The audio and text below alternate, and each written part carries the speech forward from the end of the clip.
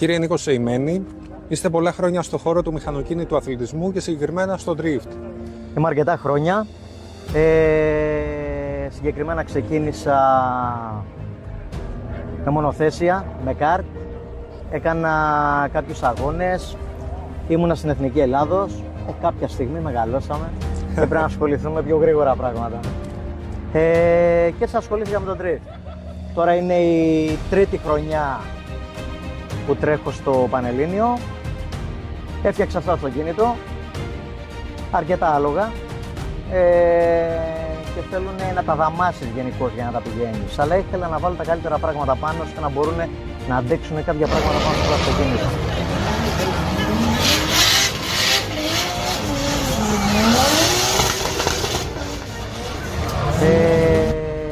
Ό,τι έχει σχέση με λίπανση έχω βάλει τη SAS πάνω.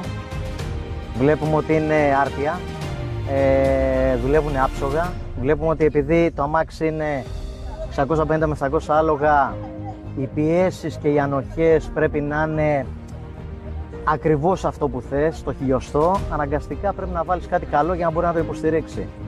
Και μας έκανε το χαντήρι. Εξαιρετικά.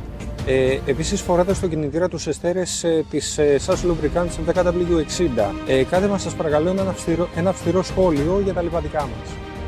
Θα έλεγα ό,τι καλύτερο μπορεί να βάλεις πάνω. Δηλαδή θα έλεγα να μην σκεφτείς τίποτα άλλο. Μόνο αυτό.